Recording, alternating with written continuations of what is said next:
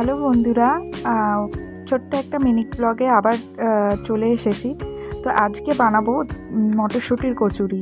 এখন তো শীতকাল, তো মটরশুঁটির কচুরি তো ভালোই লাগে, তো সেই কারণেই ভাবলাম একটু মটরশুঁটির কচুরি বানিয়ে নিই।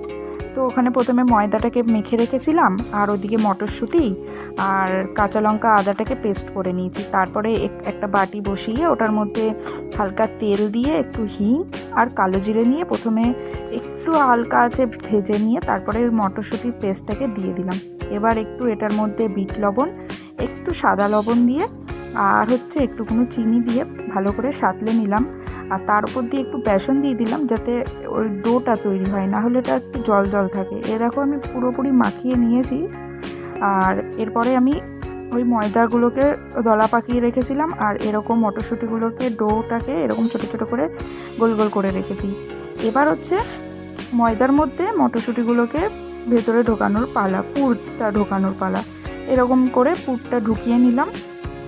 তো এবার আমি এক এক করে বেলে নেব। তো একবারে প্রথমে সবকটা বেলে নেব, তারপরে ভাজবো, সেটা আমার সুবিধার জন্য।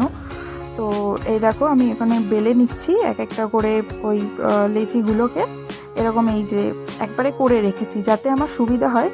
তো এবার গরম কড়াইয়ে তেল দিয়ে দিলাম। এবার ভেজে নিলাম। শীতকালে এরকম না মটরশুঁটির কচুরি, তারপর আলুর পরোটা খেতে গরম গরম ভালোই লাগে।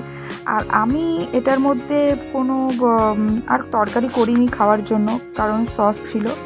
তো তোমরা চাইলে আলুর দমও করতে পারো, আলুর দম দিয়ে খেতেও কিন্তু দারুণ লাগে। আমি সস আর নরেন গুড়ের এখন রসগোল্লা সেই দিয়ে খেয়েছি। তো টাটা, আবার দেখা হচ্ছে।